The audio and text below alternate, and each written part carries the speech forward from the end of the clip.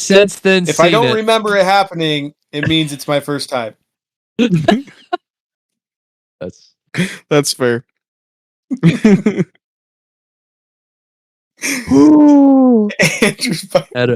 Had to bite my finger on that one.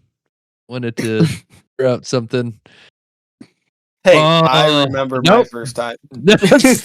Oh gosh. He's talking about Revenge of the Sith, everybody. That's what he Exactly. remembers. What else would I be talking about? His first time watching Revenge of the Sith.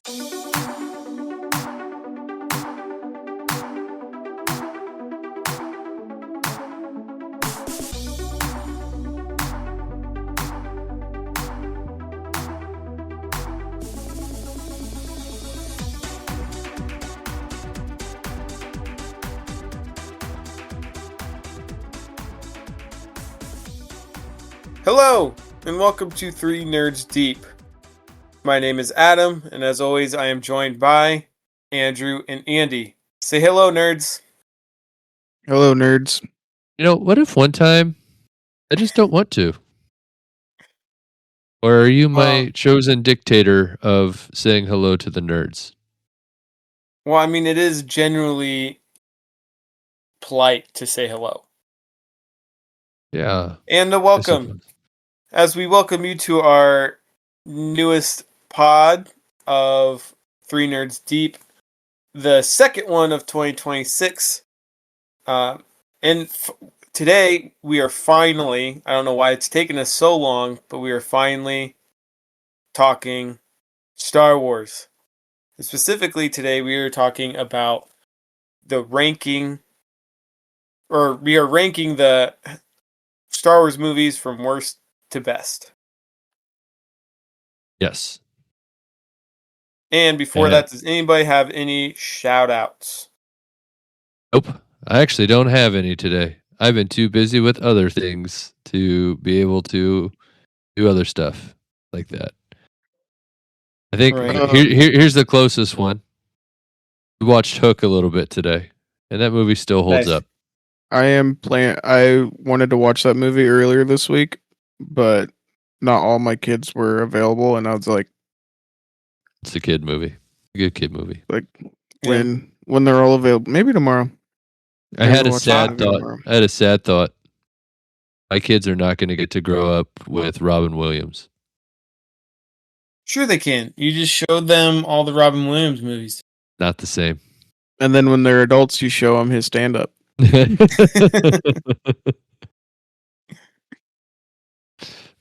Oh, man. So I have one, I suppose. I finished House of the Dragon Season 2 finally. Took me forever. Wow. But I finished it. Really good. Excited for Season 3 to come out this summer at some point. And really looking forward to Night of the Seven Kingdoms, which I think is out. Is that Monday or Sunday? I think it's next week. I thought it was the 27th. It's the 18th. Oh, then that is Sunday. Probably Sunday night. Kind of like they did with Game of Thrones. Release an episode every Sunday night. I'm ready for it. I'm excited. It's going to be awesome. It feels like a more uplifting tale. Yeah. And then I finished Season 3 of Lower Decks, Star Trek as well. Still really good. Still really funny. How about the Bears there, Andy? Yeah, I was going to say, I'm surprised Andy didn't shout out the Bears. I was going to shout out the Buffalo Bills and Josh Allen for getting his first away playoff game. I did watch that game a little bit too. Yeah, definitely shout out the Chicago Bears. I went to bed at halftime.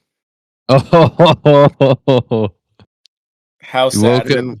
Woke up happy. Was pleasantly surprised that they had made the comeback. I've heard that story from at least 50% of the Bears fans I know, though. They gave up at halftime. Soon to be the Gary, Indiana Bears. Oh. And then also, of course, shout out to our Indiana Hoosiers for making the national championship. Yeah, we got to shout them Yeah. out last week, though. I know, Yeah. but until the Don't say it. next week when we It's on Monday. We'll have I a know. champion. Yeah. I bought a hoodie. I even got a hoodie for him. Maybe we'll have if they win. Maybe we'll have. I don't know. I was going to say maybe we have an Indiana themed 3 Nerds Deep episode, but I don't know if that would be possible. I don't know if we can Here's pack this- an hour into here's Indiana this- stuff. Here's this corn farm. There's some botanical gardens. Also, the Indianapolis Colts are in our area. There, I think we Yeah. just did it. We did it all. Oh, Notre Dame. We have Notre Dame around here. Well, we have the Indy 500. We've got Oh, yeah, the Notre Dame. 500, We've yeah. got the Hoosiers. We've got the Colts. We got the Pacers. We have a pretty good children's museum in Indiana. Indianapolis. Yep. Yep. And we have the new dinosaur museum in South Do Bend. we? Oh, yeah. Yeah. We got things. Yeah. Got Anyway. Turkey Run State Park is pretty cool. Yeah, we've got some nice state parks. Um, And we got the dunes, Yeah, but Yeah. we share those with Michigan. but it still counts. Soon to be the home of the Chicago Bears. I've got a little bit of a shout out. I finished the show The Grand Tour. That's on Amazon Prime. Hmm. And the reason why I want to shout it out, because those of you who may not know, The Grand Tour is a spin-off of the show Top Gear from the Oh. it's the spin-off of the UK version of Top Gear. So the host is Richard Hammond, Jeremy Clarkson, James May. Well, when the Grand Tour ended, which it ended in 2024, they had spent 22 years making shows with each other. Dang. And I was like, that is a really long time to be making shows with people. Right. And like I said, they kind of have my dream job to just drive around in cars with their friends all over the world. You know, get paid. Be like, Yeah. hey, here's $5,000. Go buy a car and travel across Africa. It's like, all right, that would be awesome. But I I just do thought have- it was cool. 22 years of just getting to work with your friends. That sounds awful. I don't want to work with you guys for 22 years. Or whatever this is. That'd be like us doing the pod for 22 years. For all, what is it, 15 of our followers. Exactly, for 22 years. Well, theirs is a little different because they're making lots of money doing They were theirs. I do like I do have one more shout out. My wife started watching it. But it's the show called The Pit it's on HBO Max. And have you guys heard of this show? Yeah. I've heard of it. I haven't watched Okay. it. It's pretty good. They show like a whole day in an episode. No, sorry, in a season they show a whole like ER shift that they would work, and each episode is actually the hour long that it takes. So, like, it's 24. Right, but in a hospital. Right. And it's got Noah Wiley on it, who was in ER, and it feels like a fun continuation of that. The only reason I know that is because my wife loves ER, and I love to fall asleep to her watching ER. So, not that it's a bad show. I think I was trained as a child when my parents would watch it. I hear the soundtrack to the beginning of it, the theme music, and it puts me to sleep. I don't know. Nice. Anyway, are we ready to list it? Yes. Ready to I will rank it? turn it over to you, Andrew, the keeper of the list. Keeper of the lists. And here we go then. Because Did you send us the list? I actually shared the document with you before I made it. So yes, and it has been made. This is the waiting time while Andy looks up the list. I didn't get it. I should have shared it with. Should have been shared. I even checked my my spam folder. It is, yeah, I have it shared to you. Well, go to your Even drive, shared Andy, it. and then find the shared with me. Yeah, come on, get your basic Google Docness, Google Doctrine. Because I didn't get an email notification that he shared it with me, but it is here. It is there. And it's actually in Sheets for those of you who care to care. I'm in Sheets. Yeah. It's called 3ND Star Wars Ranking. Oh, there it is. There it is. Now that we've wasted our listeners' time, Sorry. back to the list. We have our rankings.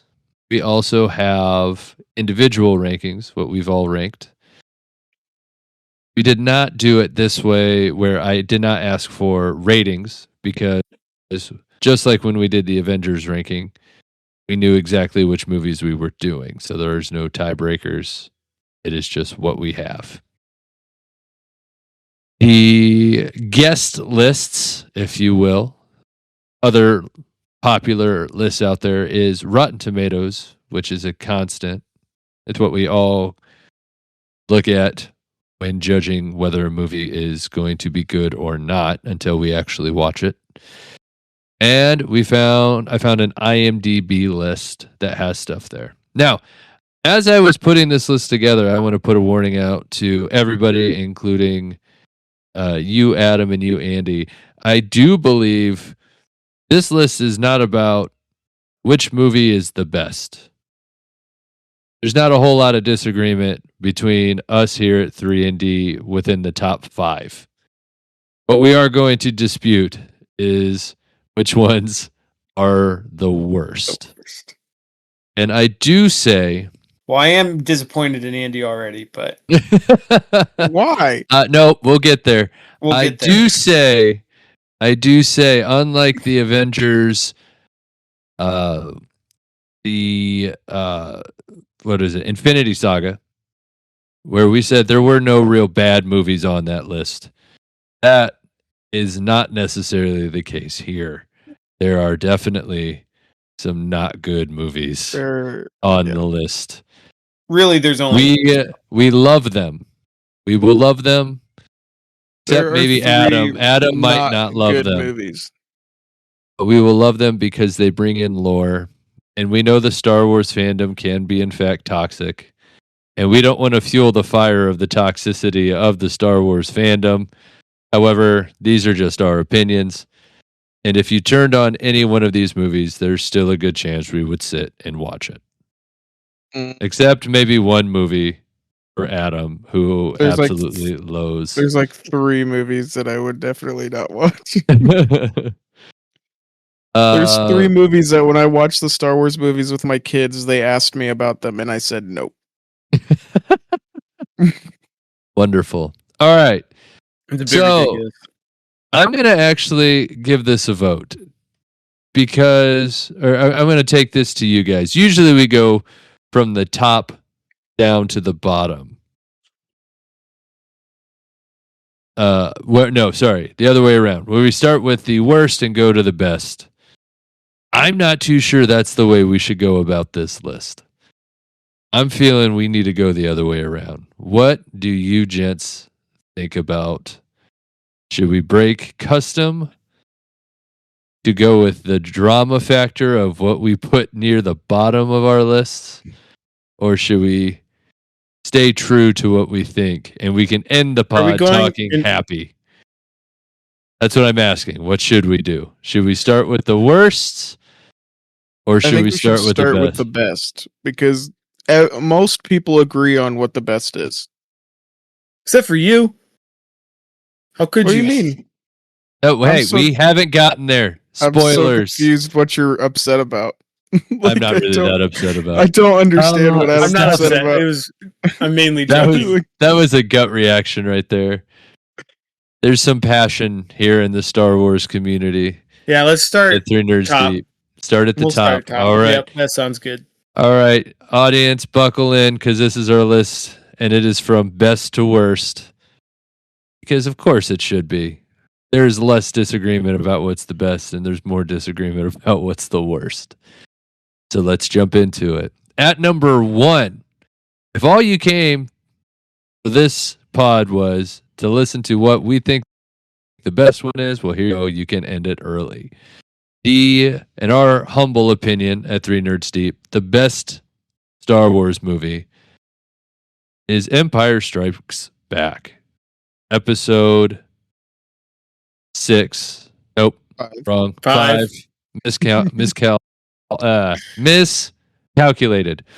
Episode 5. It's obviously the best one, except for not so obvious to Andy. I know. Only What slightly is wrong less with you, Andy? obvious. Let's Oh, talk my about goodness. it. Let's break it down. It's my number No, 2. wait, stop. Adam and me are correct here. Having it at number 1 is the best Star Wars movie. And Andy, for some reason, I think it's because he's a bit of a child. Though he's the grumpy old man, I think he's a bit of a child, and I'll explain that comment later. He put it at number 2. And I just think he hasn't quite grown up yet to accept it as number 1. He'll get there, though. What do you think there, Andy? Why did you put it at number 2 without explaining what your number 1 is? The issue is what I put my number 1 is. They were like so close that I flip-flopped them like twice. Mm. And I can't really explain a lot because I'd spoil my number 1 movie. But it's just I really like it. You get introduced to Yoda, you get introduced to Force ghosts. It's really good. But when we get to my number 1 movie, I can explain why I chose that one above. I think Empire isn't just the best Star Wars movie. I think Empire is like one of the top 10 best movies of all time. It has everything you want, and it's a sequel, which is so rare to make that good of a movie. Because let's think about this. We had A New Hope, and I mean we as a public, because we weren't born. None of us were when A New Hope came out. But it was a phenomenon. I know. Just the one movie. Awesome. And then they come out with a sequel. And we have grown up an era where if a sequel comes out, it's probably not going to be as good. But then it just blows it out of the water and opens up the whole universe.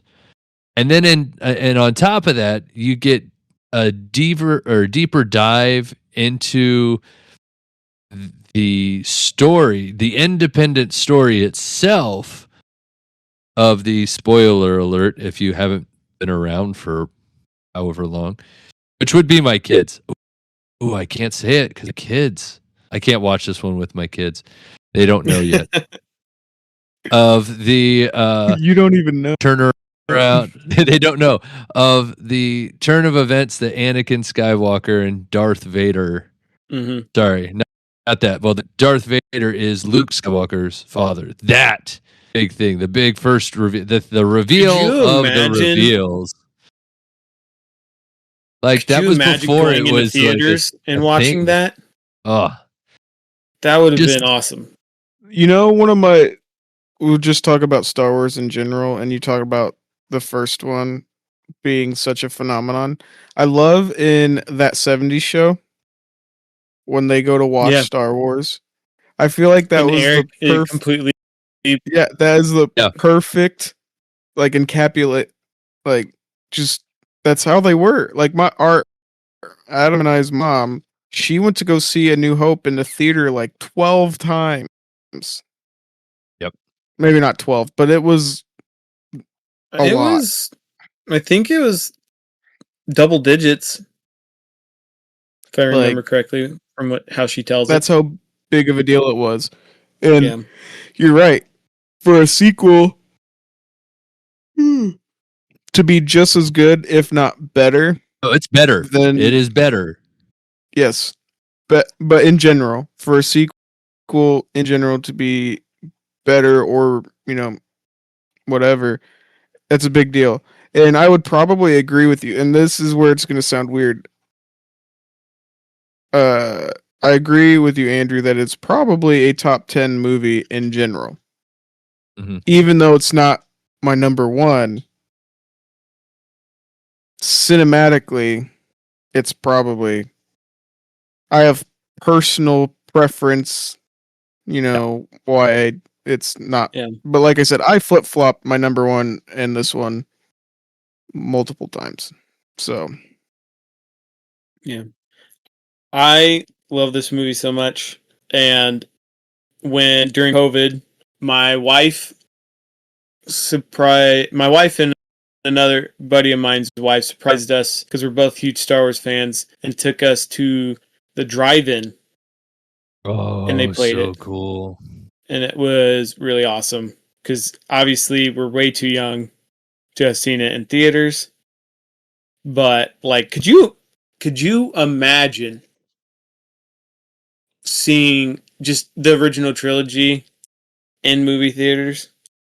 I Like don't. going from New Hope to Empire Strikes Back and being like, what? Then like the reveal that Darth Vader didn't kill his father. Darth Vader is his father. Like that would be. No one had really done anything like that in movies that I am familiar with. Like that was huge. See, the thing is, I don't think we can fully imagine that because, uh, because we are too smart. I say that with a gentle heart. I don't mean it like people who saw it then were dumb. I mean it in the sense that we've been exposed to so much cinema with all of the graphics and all of the CGI, good or bad situation. It doesn't matter. It is not hard for us to sit and imagine a movie that looks like it actually takes place in space without it being cheesy. And that was Right. what Star Wars was to a lot of these people. But we can go on with that when we talk about New Hope. We are focus with the focus on Empire, though.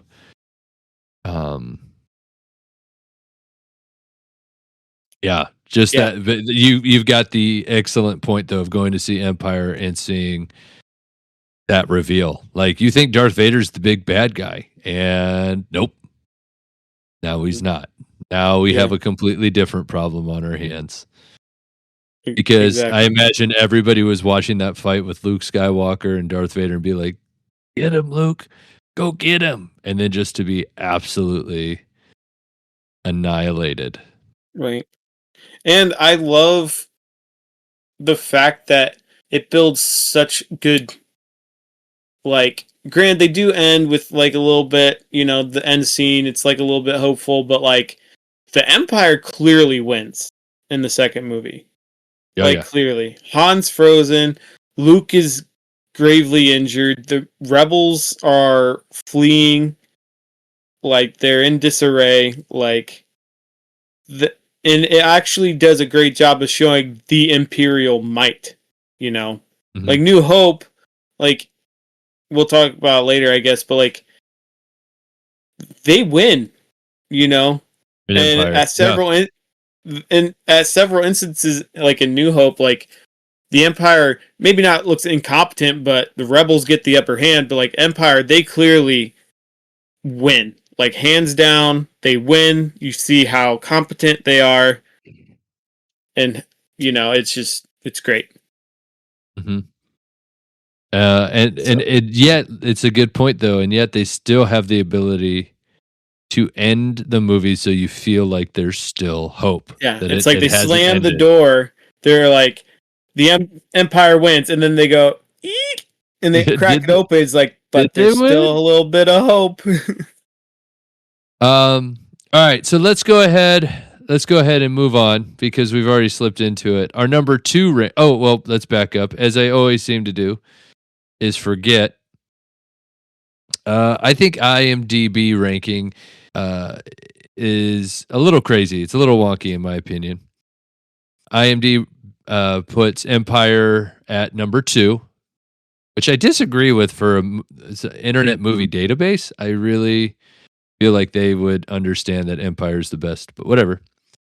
Because then there's Rotten Tomatoes here getting our backs at least. Critics say it's a 93%, and audiences ranked this as number 1 in general at 97, which is why IMDb kind of freaks me out. Like, why is it not number 1? IMDb, I feel like, goes more with what audience say than critics. But nonetheless, that's a whopping score. 97% of audiences like Empire. Moving on to number 2.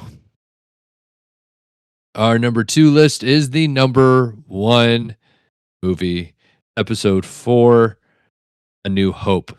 That's confusing. Number 1 movie, Episode 4. Why did he start at Episode 4? We don't know, but we're glad he did. He says with a question. Kicked off the phenomenon. Yeah, it was great. Could you imagine starting anywhere else? I don't know if it would have worked as well. I think that might be why. Like the little hints of the Clone limited Wars, by the technology. Like, yeah, I mean, well, because like he even mentions in New Hope, he mentions the Clone Wars, so like he had a rough idea of what happened beforehand. It's just like, hey, let's call it 4, and then if this takes off, then we'll just, make 3 prequels. I love that there was just a subtle drop in A New Hope. Obi-Wan just like, no, the Clone Wars. I love the meme where it's like Michael J. Fox. It's like, you may not understand that, but your kids are going to love it. The kids are going to love it. Yep. I always heard it. They weren't wrong. I love the fact that we have the ability to have grown up in a time where we watched Star Wars and then we watched the prequel trilogy, where we are kind of part of that group that heard Clone Wars. It's like, what is that? And I would love to know what everybody's idea, anybody else that had that, what did they think the Clone Wars were before the Clone Wars? Right. Like, I'm sure certain people could have done research and looked into it and asked what people were thinking or what expanded universe created and stuff like that. But like, I always thought it was monsters that looked the same. I never really anticipated what they actually came out with, which was way better than my infantile idea of just monsters in a war. I don't think I was old enough to understand clone. Right. Before like Phantom Menace came out, because Phantom Menace came out in 99, right? Yeah, but they didn't talk about clones and right. But I'm saying, like, I was 3 when Phantom Menace came out. Oh, so when Clone Wars came out, like, I was still pretty young. Like, didn't see Clone Wars in theaters. Didn't see Revenge of Sith in theaters. Yes, we did. No, we did not. Yes, we did. Andy, no, we did not, because Aaron came back and said, hey, Revenge of the Sith, probably shouldn't take them because of the end scene with Anakin. I have clear memories of seeing both of those movies in the theaters because Mom and Dad would take us to go see a movie every year at the end of the school year. And one year was Attack of Clones. Then like 2 years later was Revenge of the Sith. Andy, we were 6 years old when Attack of the Clones came out. You know what, though? With how big a Star Wars fan your mom is that too surprising? How many times have you watched Attack of the Clones with or Phantom Menace with your daughter?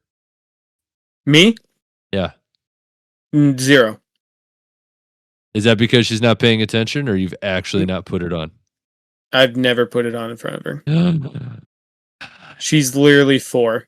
She has no desire to watch anything live action. Oh well. My kids love Star Wars. Yeah, but your kids are just an enigma on their own with their movie tastes. Yeah. Well, if Andy remembers it, maybe it happened, but we were 6 when it came out. I only ever remember putting in the DVD and watching it on DVD over and over again. I'm going to say we should just interview your parents, and they probably won't remember. Yeah. That's okay. Your mom would.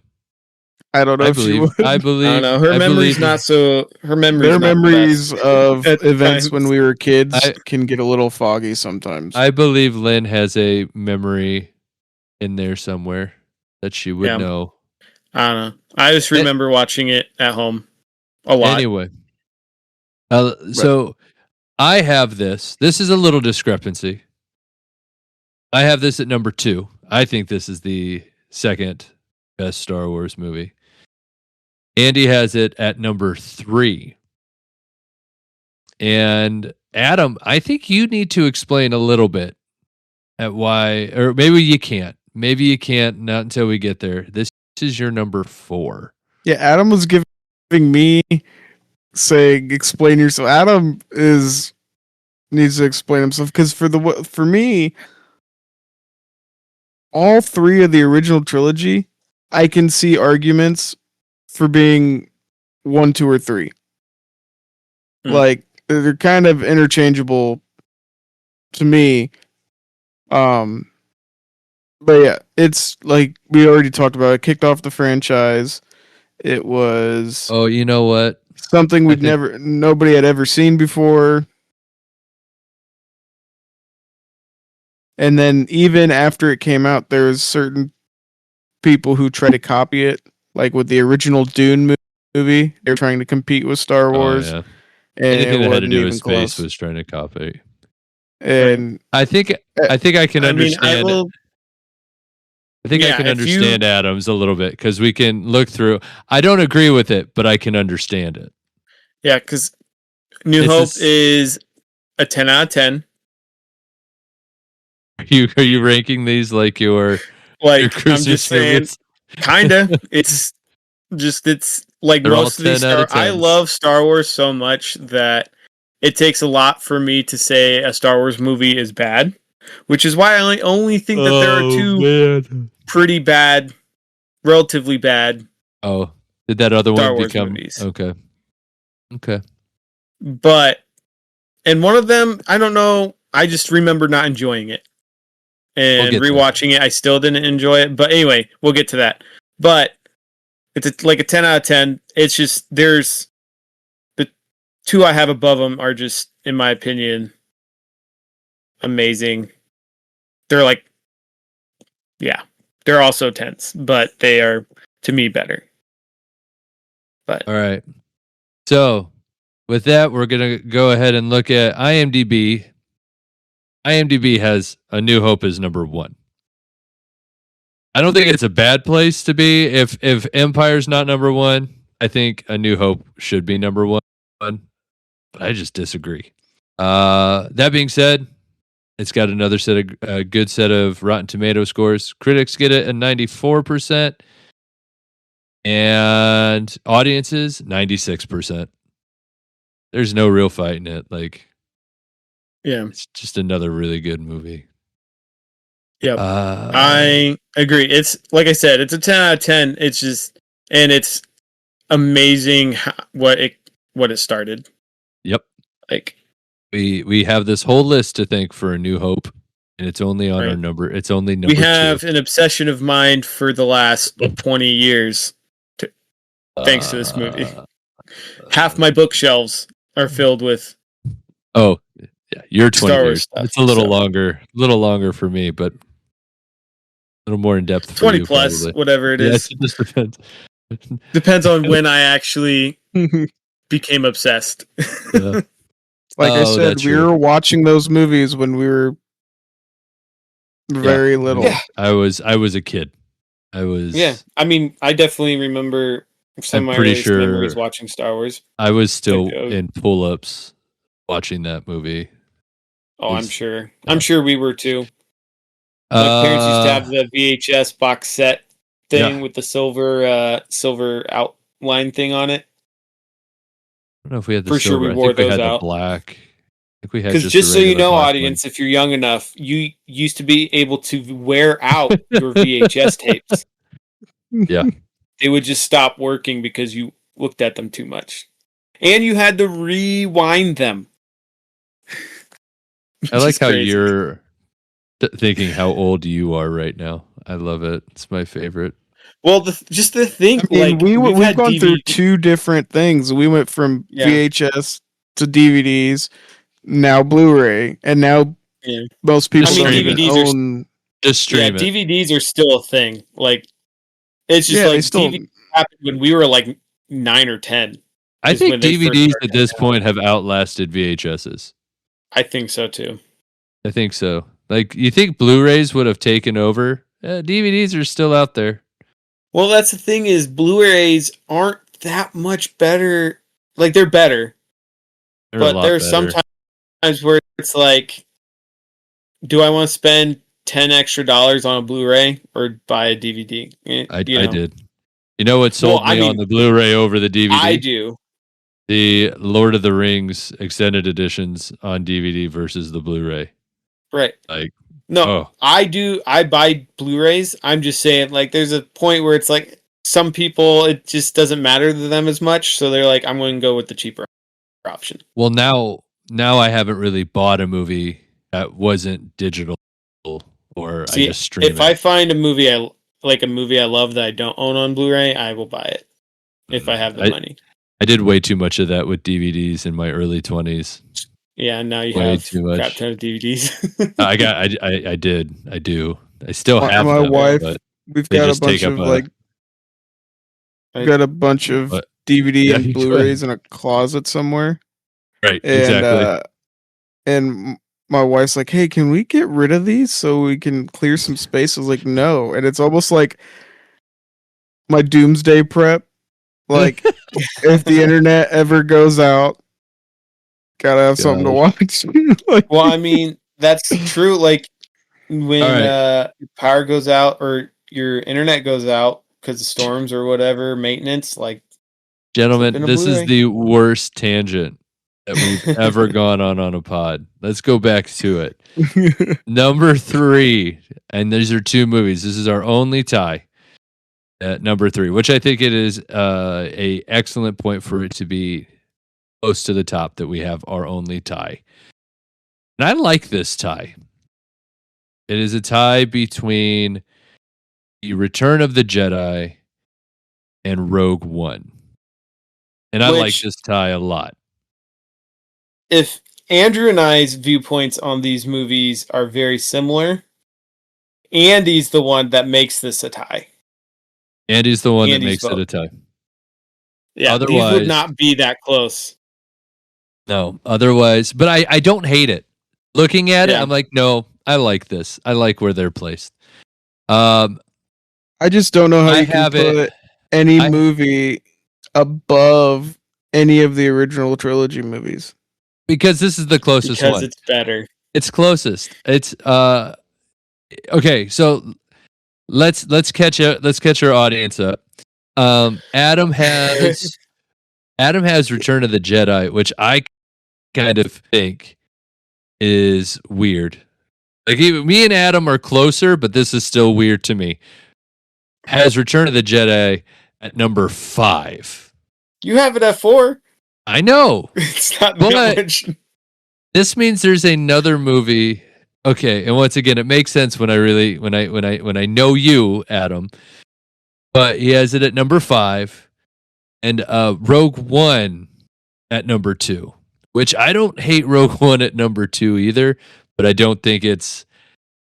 Let me put it this way: if they made Rogue One the first Star Wars movie, it would not have become a phenomenon. I don't think No, it it would wouldn't have. have. No.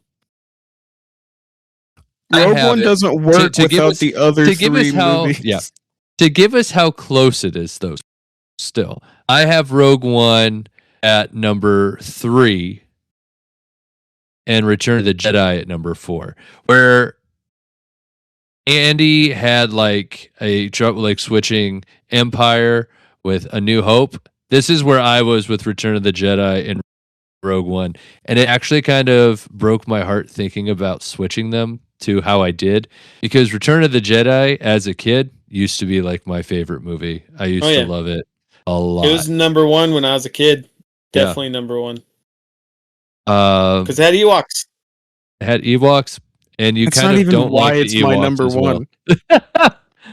Ewoks aren't even the reason why it's my number 1. But like as a kid, everybody loved the Ewoks. We love seeing little teddy bears take down stormtroopers. But Andy, before we get too much farther, because we're ready for it already. We're chomping at the bit. Andy has Return of the Jedi at number 1, and Rogue One at number 5. And I cannot wait to hear what his number 4 is. I know what it is, but I need so many explanations for this. But we're going to have to wait because we put it at not the top of the list. This is the one I saw, and I was like, what are you thinking? So anyway, the things I liked about Return of the Jedi was how awesome Luke is. You start seeing Luke and how awesome he is at the beginning of the movie with how Empire ended, and you're like, oh, we're about ready for round 2 now. And and just to see who he's become, that I wouldn't mind. I mean, talking about weird TV times, I know it wouldn't work well because we got old Mark Hamill, and then it'd have to be like somebody else in there to play him with de-aging and all that. I wouldn't mind a completely silent movie. Not like silent sound effects, but like there doesn't need to be any dialogue of just what Luke went through in canon to be as awesome he was between Empire and Return of the Jedi. Like I know there's extended universe stuff, but I want them to like make some official thing of all the stuff he actually went through. Right. The thing is there's only about a year between the two movies. So like he goes through a lot. He has to. And matures a lot. Like it's kind of his training from the Jedi training kind of reminds me of how they did like Aang's from Avatar: The Last Airbender. Yeah. Like he had to learn a lot in a short amount of time. Right. And like it's pretty cool. Like he builds his new lightsaber from the goat's lightsaber. Well, so isn't that just a theory? Or is that proven? No. I thought it was just a theory. I'm pretty sure it's proven. I mean, Obi-Wan kept Qui-Gon's lightsaber. That's a fact. I like the puzzle pieces that make it. I want to believe it's true, but I don't know if it's been exclusively said it to be true. I'll Google it. See, so I'm pretty sure it's true. So this is my number 1 movie, and the Ewoks aren't even any reason why. Like, I do enjoy the Ewoks still as an adult. It's a little silly, it's a little goofy, but I still enjoy it. But it's not my main reason. The main reasons for me, the reason why it's number 1 is a lot of the stuff on Endor I think is really cool. The speeder chase scene is fantastic for being like 1983. Sorry, my dog is messing with the cat. Anyway. Gross. And then the fight scene between Darth Vader and Luke. Like, granted, none of the lightsaber battles in the original trilogy are super fantastic. But it's iconic. It's great. The redemption of Darth Vader that's the main thing where like we know now because we grew up in the era where Anakin Skywalker is the chosen one, essentially.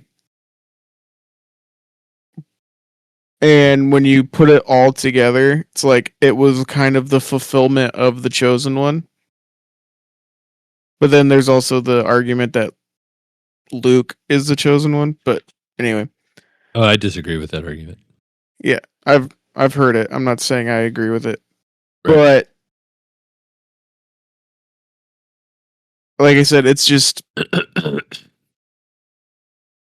all that stuff, like the redemption arc, the final battle between Darth Vader and Luke, the speeder thing. And then, like I said, it just culminates for me into my number one. But like I said, I could take any of the original trilogy and make an argument to myself on, changing the order better. around. Yeah. See, I will say Return of the Jedi introduced my personal favorite character and who I have a bobblehead of, Admiral Akbar. He's the GOAT. He's the GOAT? Qui-Gon Jinn. Okay. Well, Qui-Gon Jinn's the GOAT Force user Jedi. Like, Admiral Akbar is awesome. Boba Fett's the GOAT. What are you talking about? The only reason that this one has gradually made its way down my list is actually because of the Ewoks. I don't necessarily hate them. I hate how awesome the Empire shows its power in Empire Strikes Back, and then absolutely gets decimated by primitive technology by a bunch of teddy bears. Well, like, the thing is, it's not when you necessarily watch them back to back like that. It is a little less believable. Yeah, I know. I know there's like an analogy there, and I know that they're like saying technology is not everything, and it's not necessarily it's unrealistic. Like it's very much a point towards any time in history when the underdog has won, right? Using only the resources they had the ability to do it because they had ground. I mean, it was Vietnam. There's the American Revolution, where there's just a difference in knowing the land and having a different skill set as opposed to having more military prowess. But it's just so extensive, and maybe it's because they're teddy bears, right? I think part of that is they're limited in how they could film it back then, right? Because they had to use costumes. There wasn't any CGI. So, and the tone, especially of that part, seems very changes. But seems like it almost shifted into like a kids movie-esque. Right. But what changed that in my overall mind is one, reading the book Star Wars Essential Guide to Warfare. And in that, it has like a journal entry from someone who lived through it and talking about how these teddy bears weren't cute. They were horrifying and brutal. And the Star Wars Battlefront 2 video game, when they added the Ewok hunt, which is one of my favorite game modes. Yeah, like it's does a great job of showing like it wasn't necessarily because the Ewoks were better fighters. It's because they knew knew the terrain, and there was thousands of them against a few hundred stormtroopers. Right. Like the movie shows them outsmarting stormtroopers because Star Wars has always done, I feel like, a bad job of showing how good stormtroopers are supposed to be. But then they kind of retconned it, with Clone Wars and stuff and saying that that's because they're not clones anymore. They're run-of-the-mill troops and they're not as trained as well. But like when they originally made them, stormtroopers were supposed to be the elite of the elite, because there was Right. Imperial Army and then there were stormtroopers. Right. So, but yeah, anyway, not knocking on it, just, you know, the tonal shift is why it's kind of down for me compared to Empire Strikes Back. Right. It's a lot more lighthearted in a sense. Yep. There's still the climax and the, you know, you're like, oh no, they're going to die type of thing. But Still yeah, good. still It's just great. why it's made its way down a little bit. Otherwise, it's still a great movie. Number 3. Yeah. Okay. And so that's why, like, for me, Rogue One is above Return of the Jedi. Is because, one, I love Star Wars stories that don't need the Force. But it's still there. Kind of, yes. There's no Jedi. I can't even pronounce his name, but the blind guy, he can sense the Force, but it's showing a guy who can sense the Force, but not enough where he could be a Jedi. But like, same reason why the X-Wing series of books is one of my favorites. Is they tell a great Star Wars story without needing Jedi, Sith. Granted, it does have Darth Vader in it. Has one of the coolest scenes ever in it. But the bulk of the story is about rebels fighting a competent Imperium. Mm-hmm. And I know we're not talking about shows today, but that's why I love the Andor show. It shows a menacing, competent Imperium and people trying to take it down. And it shows the scariness that you don't necessarily get. Right. And then it also shows my second favorite Admiral in Star Wars, Admiral Raddus. That guy was a beast. He was ready for a fight. He found out people were going to Scarif. He's like, all right, I'm taking my entire fleet and going to support him. Kind of sad.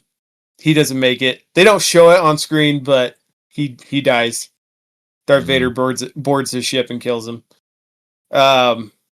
Because Princess Leia's ship leaves from Admiral Raddus's flagship. So, yeah, he also had a very cool designed flagship.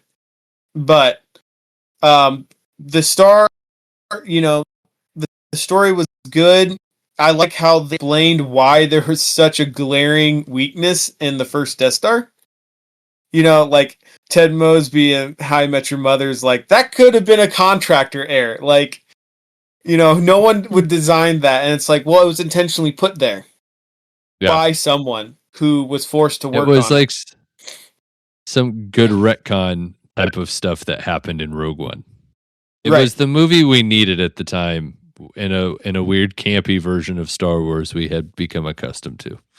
Right. And it was, you know, it was gritty. All the main characters died.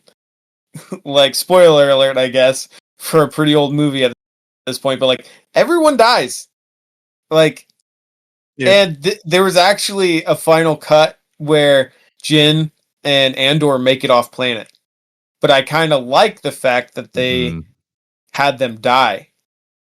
Because one, it added just how much sacrifice it took for A New Hope for them to win. And they didn't then have to retcon stuff to find a way to keep Jyn and Andor in the story and have them like, oh, why weren't they A New Hope then? It's like, if they were dead. Such a big deal, oh no, it's because they died. Like they couldn't keep telling their story. It was over. Yeah, Rogue One is good. Like, it's fourth, we're still in our top 5.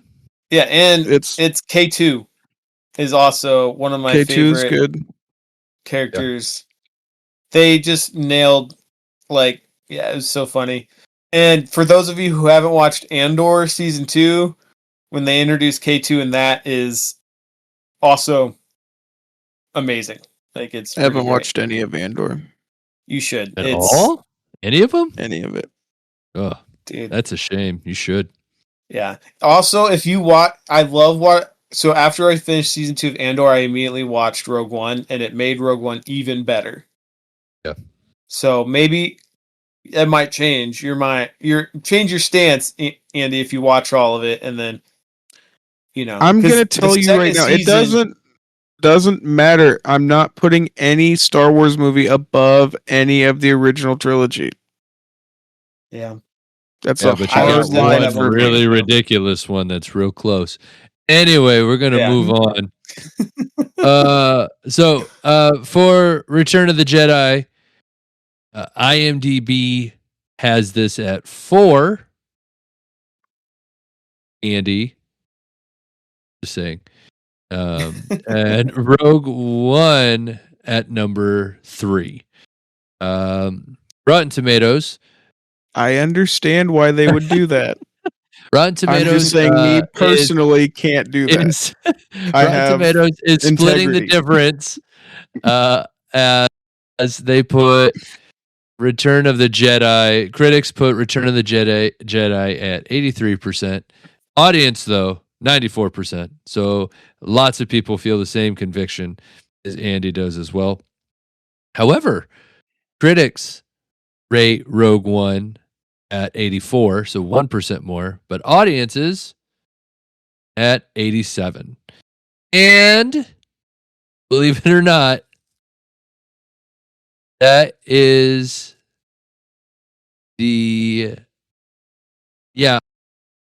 there are only 2 audience scores from here on out that are above an 80 in the rest of the movies after this one. That's there are only 2. Can we be honest? But we've already mentioned it. A lot of Star Wars fans are the worst.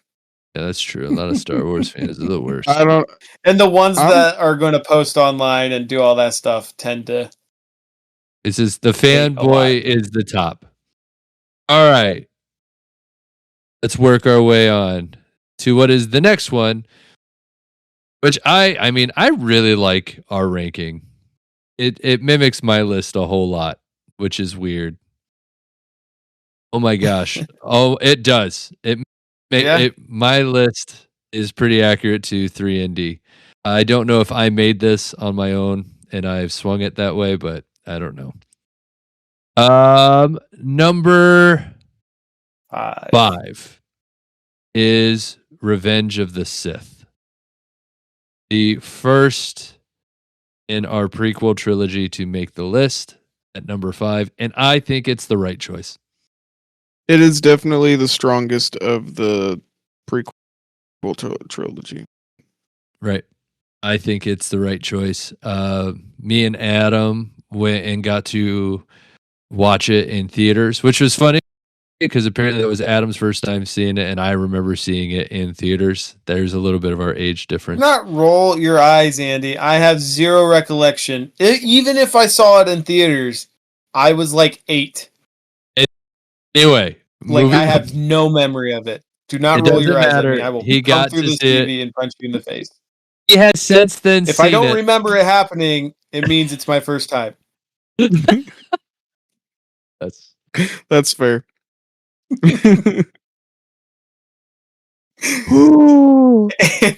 had to bite my finger on that one. Wanted to throw out something. Hey, I remember my first time. Oh gosh. He's talking about Revenge of the Sith, everybody. That's what he exactly. What else would I be talking about? His first time watching Revenge of the Sith. Moving on. We're going to so we have this at number 5. It's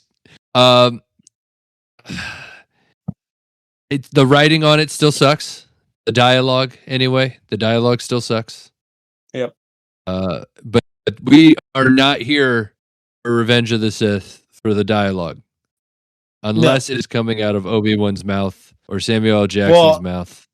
If we're honest, some of the lines he gives Obi-Wan aren't great either. It doesn't matter. The delivery makes it. Yeah. Well, that's the thing is like, so George Lucas, at least in the prequels, could not write good dialogue. He didn't write great If you dialogue actually- Phantom in the Menace- originals. If you watch Yeah. the originals again, the dialogue is not great in Right, those but either. it's It's not. not great. But but it's it's okay for not the as- 70s and 80s. Yeah, but it's like not great No, dialogue. dude, with there's a not great lot of good delivery. movies. You can't limit that. There's a lot of really good movies, older movies like that have excellent dialogue, excellent writing. That's That true. just wasn't the focus Right. of And, like, of this movie. The thing is, there's a deleted scene. Maybe it's not in Revenge of the, maybe it's in Attack of the Clones, but like between Anakin and Padme, that they actually portray great chemistry, you know.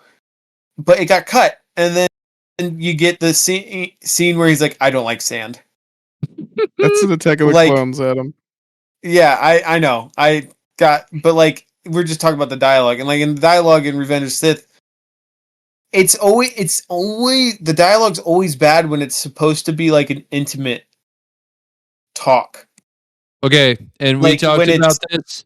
We talked about this in our Marvels list. Right. Nobody believes that Natalie Portman can be the damsel in distress. That's the thing. That's it. Right. But it's not And- necessarily her being a damsel in distress. Like it's whenever her and Anakin are supposed to be like portraying how much they love each other. Yeah, you're like, I don't believe you. Like, it's like, I truly, deeply love you. It's like, no, you don't. or they You're either lying. don't believe them, or you're like you either don't believe them, or like seems like they're obsessed with It's like each a high other, school and this play. seems very unhealthy. right. Like, Right. Which Yeah. I and feel there's like they you know, almost one should of my have leaned favorite things into. is Like they should have leaned into Oh. that more. Because if they did, then Yeah. it would almost be more believable. It's like, oh, that is what they're going for. It's like weird high school Right. love. Except Padme's well- she seems too smart. She seems too mature. She's been Mhm. running a country. And Anakin should have Right. been more smart because he was a general in the middle of a war. And it's just I don't know. Yeah. the And thing that gets, I guess if the you thing really that, think about,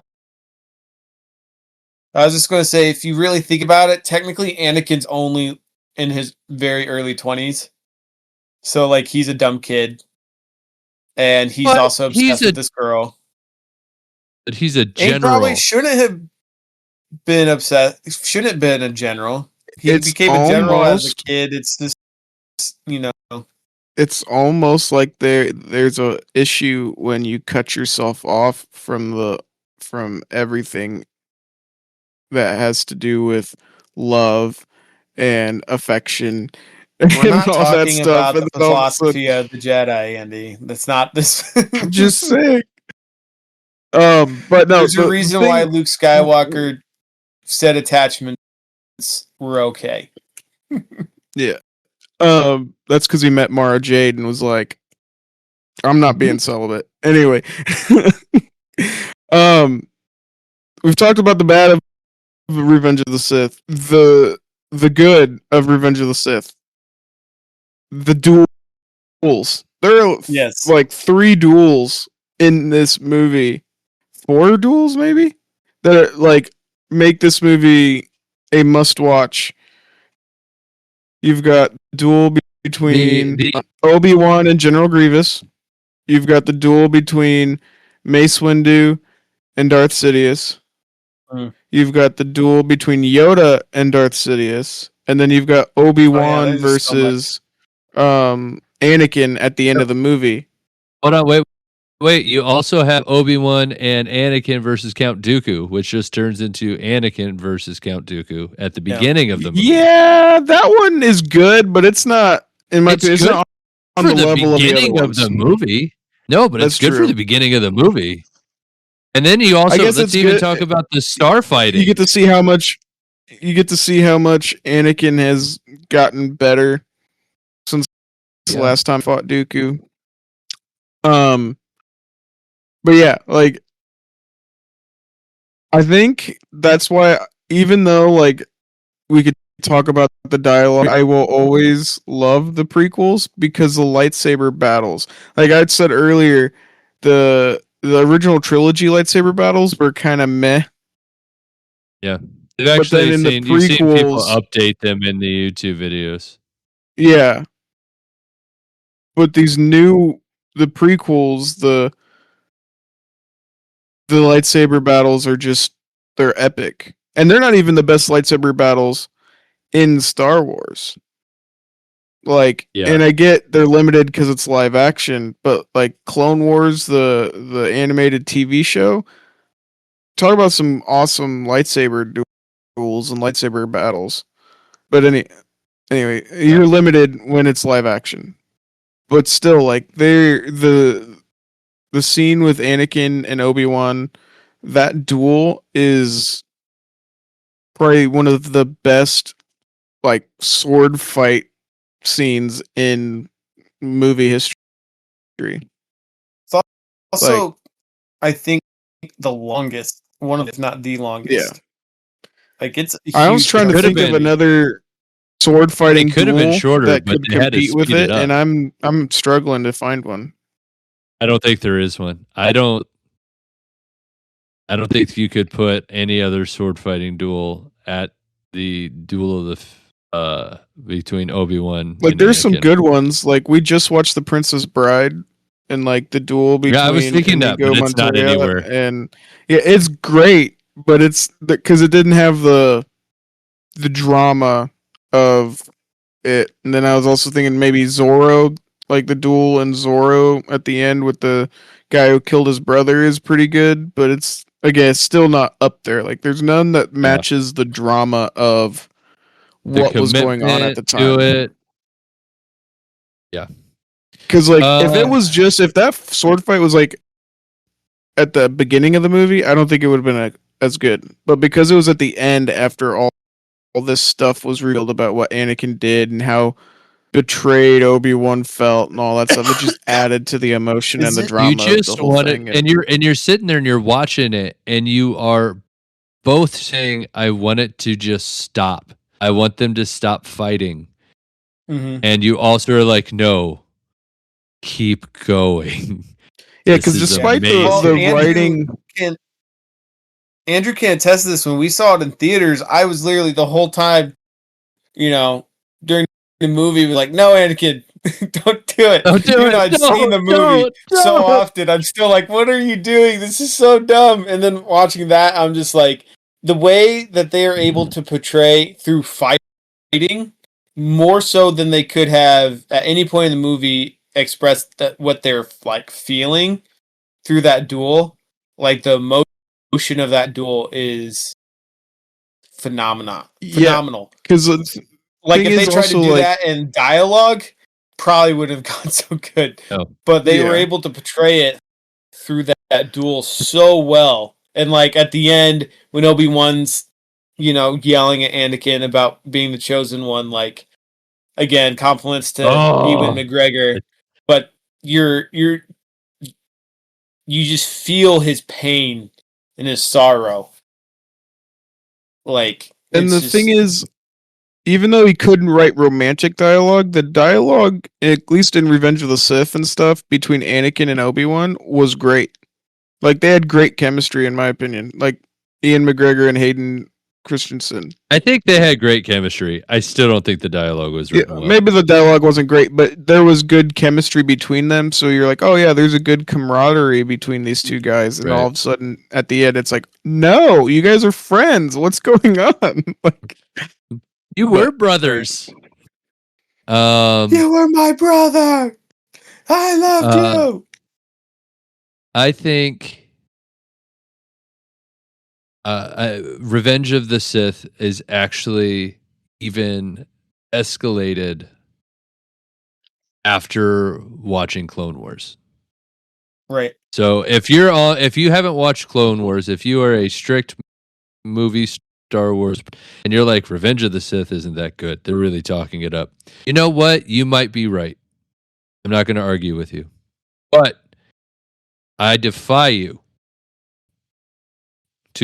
to go and watch and then watch Revenge of the Sith and not see our point of view, because that's really where you get to see the growth in the relationship of who Anakin Skywalker was as a character and who Obi-Wan was as a character to lead up to that point, because there's just a lot of history that we're missing. But but I'll go and say Revenge of the Sith was also one of the graphically and was one of the best movies I had ever seen at that point. I think it still holds up. Like the space battle scene in the beginning, it's just all that is so good. That space battle opening scene is amazing. It was so good in theaters again too. Yeah, and you're just sitting there, and especially if like you're sitting in theaters or you have surround sound in your home, and just the noise of that opening battle, you're just like, whoa. And and then, dude, when we watched in theaters, real quick, I couldn't help but tear up as always when all the Jedi are getting killed. It's so sad. I can't help it. After all these years, it's still like, especially when my boy Plo gets taken out. Coolest Jedi, might be the best, like, Jedi. Wait, how many goats do you have? No, Qui-Gon's the goat, but he's not like a Jedi. The best like Jedi ever? He's different. He's like in his own category. All right. He's the smartest one. So I think Adam has kind of shown his hand here. This is the movie that Adam put at number 3. Andy has it at number 6, and I brought the average to right where I want it to be at number 5. I think, we've got it right where it goes. It is IMDb's number 9, and I'm not too surprised. The internet does not like the prequels at all. Yeah, they practically ruined Hayden Christensen's career because of it. Right. I feel like if they, like, I don't know how often, like, Rotten Tomatoes and stuff gets their stuff updated, like, on their I think meter. They have, and I think you can even boost it up a little bit. I would think if people would, because I feel like Revenge of the Sith has a better reputation now than it did 5 years ago, for sure. Even 10 years ago. Like, well, I think it has to do with the around us. Well, I think the part of it is because the sequel trilogy was so bad that people were like, we were too hard on the prequel trilogy. Well, we'll get there. I really do. I really do think that's the reason. Maybe. Or will we get there today? We don't know. It's like we thought we knew bad Star Wars movies, but we didn't. Okay. Bad. But IMDb has it at 9. Rotten Tomatoes. This is interesting to me. I feel like the numbers should be switched around. And I double checked this time. They're not. Rotten Tomatoes has the critic score at 79%, but the audience score at 66%, which I feel like that should be flipped around almost. I feel like more, with how bad the dialogue is, I'm not surprised it's that low. I'm more surprised that audiences have only put it at 66. That being said, with the rest of the movies we have left to go, according to audiences, this is the 4th highest out of the rest, and we're not even halfway through the list yet. Well, and the thing is, we gotta remember, like, the amount of hate that the prequels got when they came out. Yeah, was a lot, like, crazy amount. Like Andy said, Hayden Christensen, he like wasn't really in anything else. Like has a couple other movie credits, and he's kind of had a resurgence here. That movie with Nicolas Cage, right? But did that come out before or after Revenge of the Sith? Those both came out. after. Was it after? Okay. Yeah, It's it didn't do great. because he almost looks older because of the long hair in Revenge of the Sith. Because Looper, he's got short hair, and so, but yeah, like yes, but again, I don't know how loved Looper was. Looper, Like, I thought it was Looper. Jumper. Jumper. Sorry, Jumper. Looper's a different movie. Right. Sorry, I watched Jumper. it. I watched it a couple of times. It's Like, I've confusing never and watched awkward Jumper. and not great.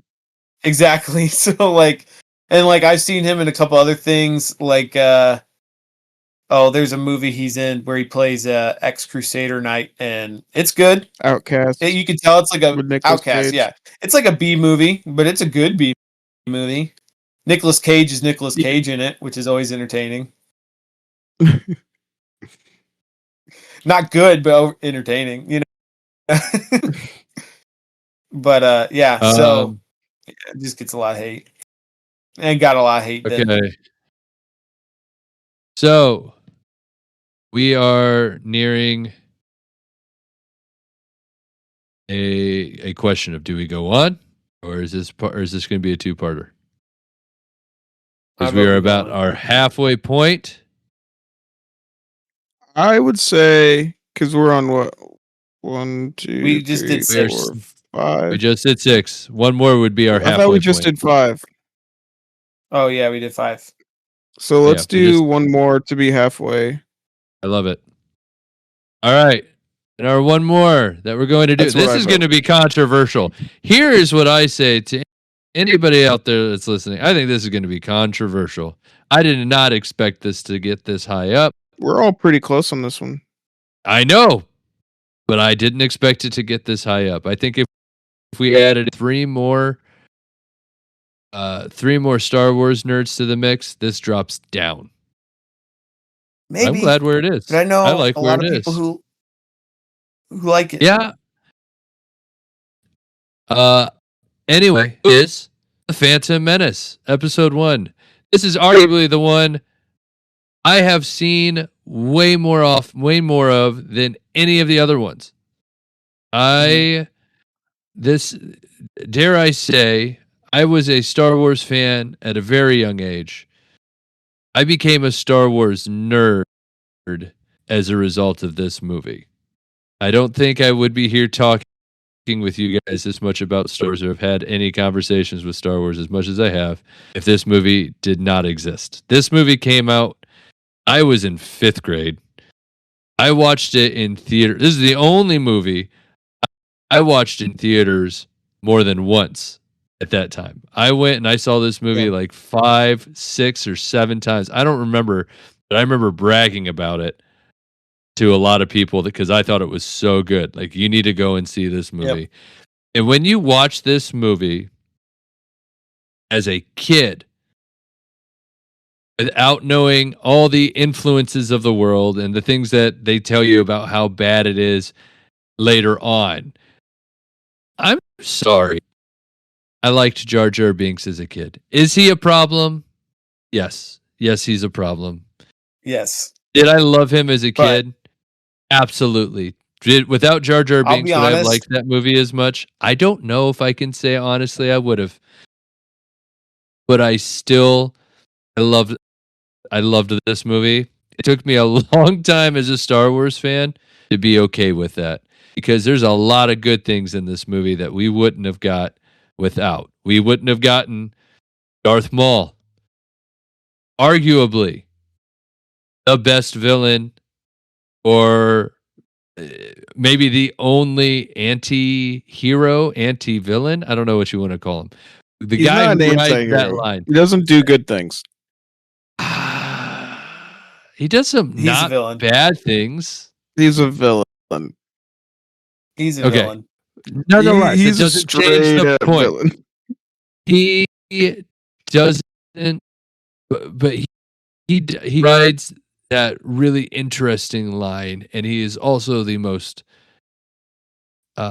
interesting to watch fight of all of the live action or all of the movies villains, until I guess with the exception of Anakin becoming Darth Vader in Revenge of the Sith. You get introduced to pod racing. Pod racing was Which awesome. is There's amazing. talking about another one coming Yeah. out. It's amazing.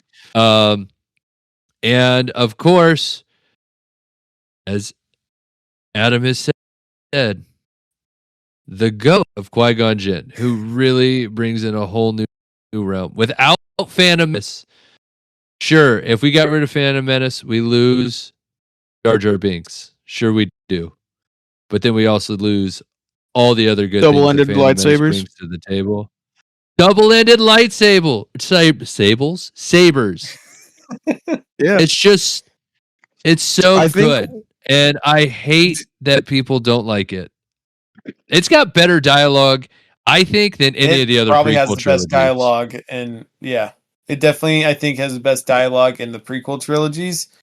Like obviously, there's some lines, especially from the young Anakin Skywalker, that kind of are like, eh. But But that's again, it's a forgivable young- because can I he's a defend- child. right. Can I defend exactly. young Anakin Skywalker for a second? Yeah, I are you thought about defending young this Anakin earlier. Skywalker, or are you defending young the actor who played him? Both. Okay. So, if you've ever talked to a 9-year-old, that's how Yeah. they talk. It's Right. realistic.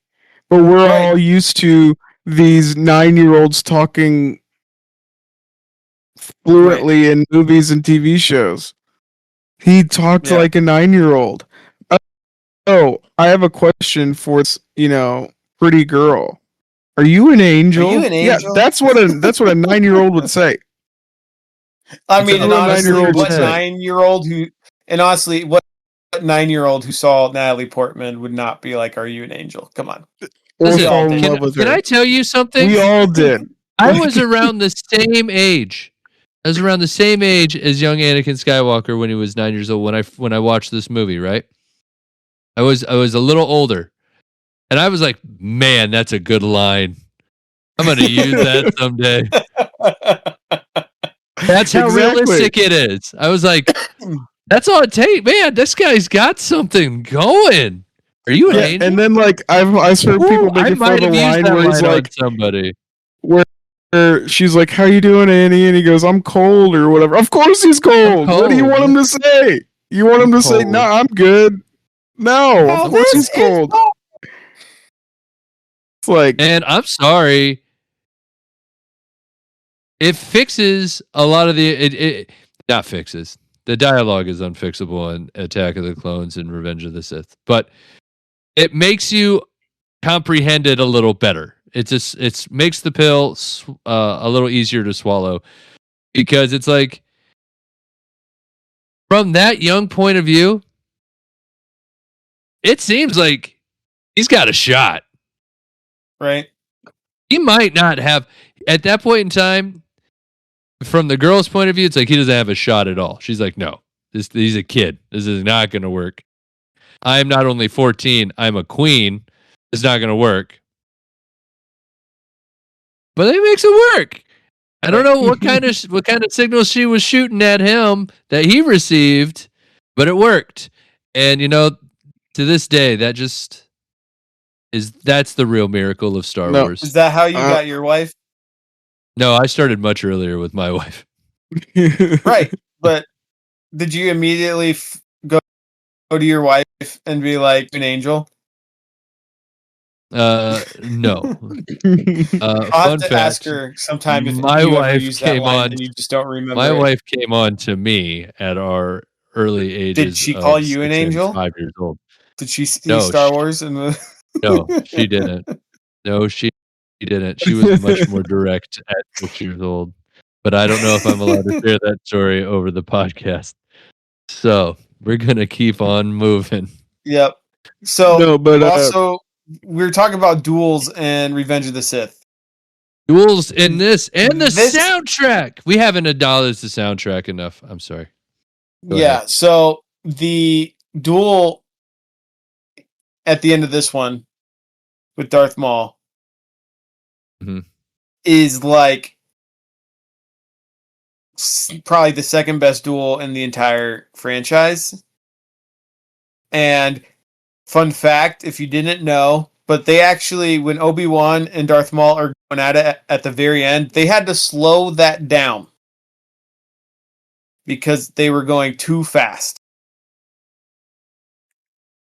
That's how Yeah, good they were. They slowed down the slowed it playback or down. whatever.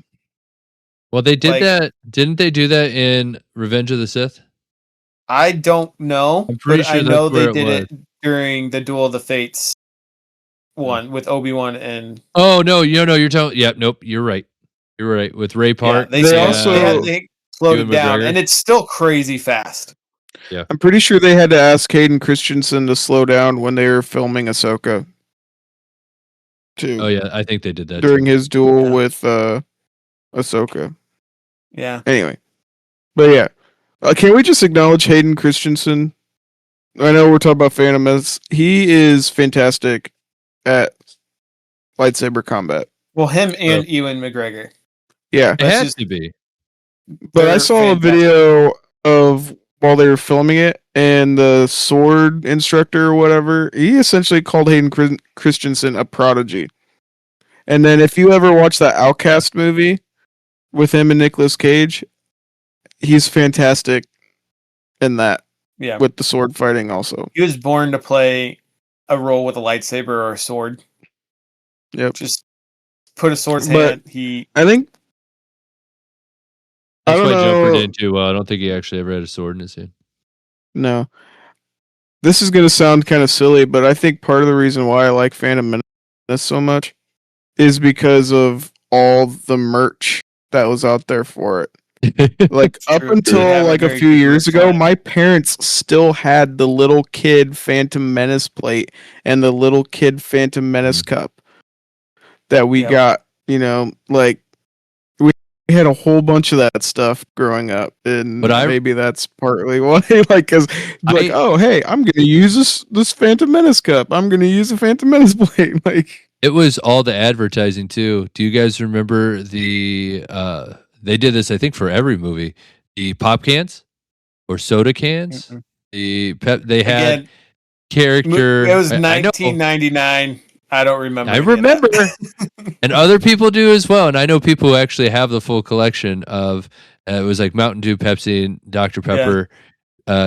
Cans had a printed like face of one of the characters and a little bit about them that were handed out Yeah. as collectibles. And I had a whole. I think I had a whole bunch of them. But I was a kid that had no real good way to store them, and they would get crushed and stuff. I ended up chucking them away because I damaged them too much. I remember Yeah. for But- Attack of the Clones, they had that commercial where the two kids were like doing the scene where is it Obi-Wan and Mace are back to back, but they're using their Go-Gurt yogurt things. Oh Do yeah, you remember that commercial?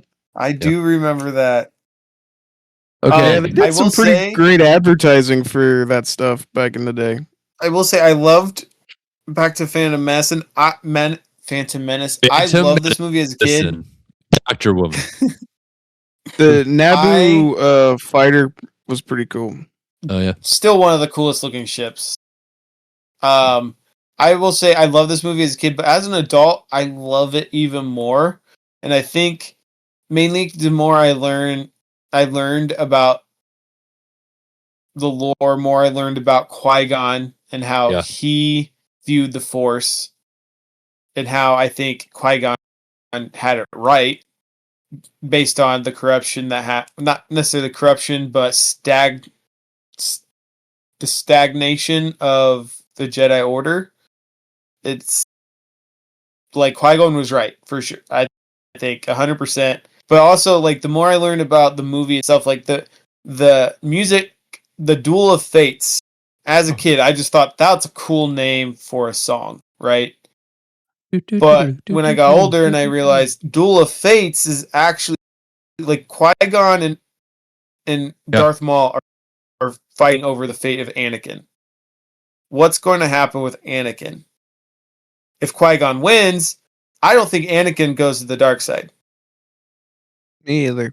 Qui-Gon loses, he's now going down the path of the dark side.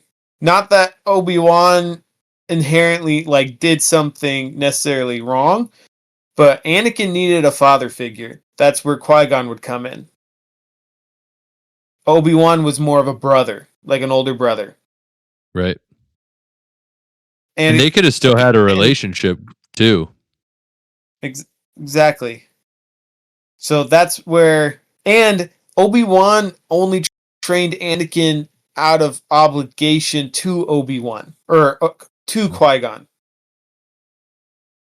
He didn't necessarily want to train Anakin, but did because it was Qui-Gon's final wishes.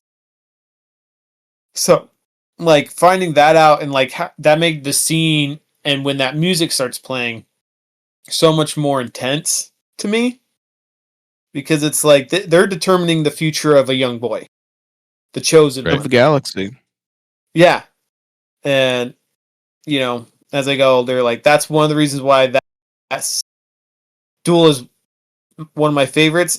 I don't know if it quite, like, I know that the one in Revenge of the Sith is probably objectively the best, but Duel of Fates is very, very close second based on how important that duel is.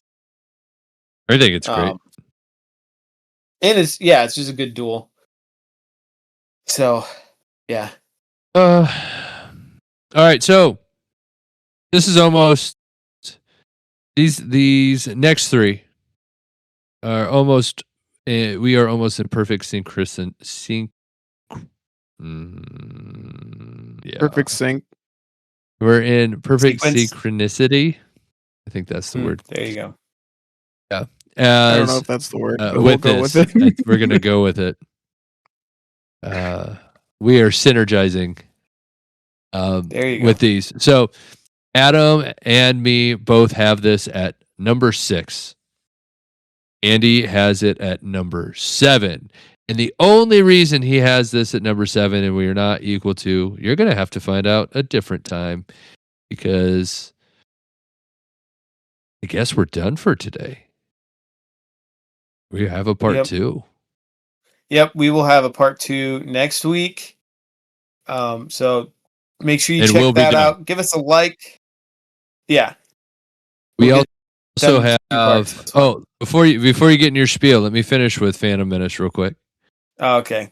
We have it at 6. IMDb has it at 12, and that's what I'm talking about. That's where the discrepancy comes in. And then again with Rotten Tomatoes, we are getting into some rough rankings, my friends. We are at 54% from critics and 59% by audiences. And it hurts. It hurts that that's true. As we've been talking about the Phantom Menace, I don't really understand why Jar Jar Binks. People have one character could kill the movie. Like yes, that is it. That's why. Andy, the guy who played Jar Jar Binks, got depression and almost committed suicide because of how much hate he got. Yeah, that's true. Like, they're wrong. People are terrible. Well, as an adult, I still enjoy Jar Jar Binks. Is his character annoying? Yes, but he's supposed to be. But like, people hate Jar Jar so much that they hated the movie. Yeah, Andrew, I get. Did we lose Andrew? I think we lost Andrew. Right at the end. Like, I don't like Jar Jar that much, but it still doesn't kill the movie for me. But yeah. Well, I'm sure Andrew had something else to say, but we lost him. So join us next week as we do our ranks 7 through 12.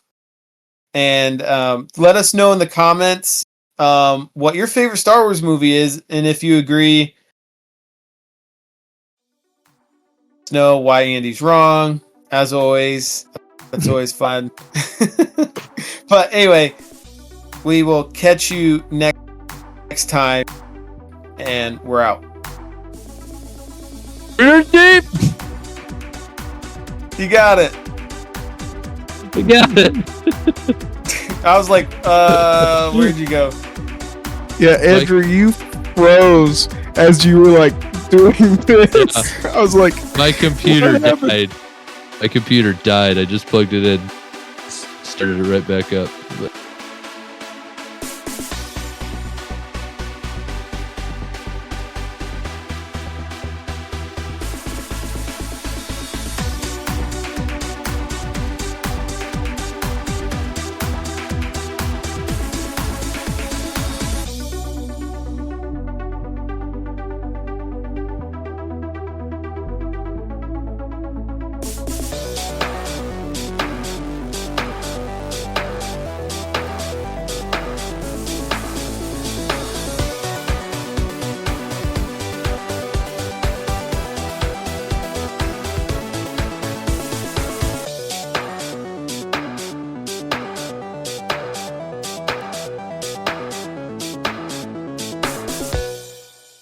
Generate by AI.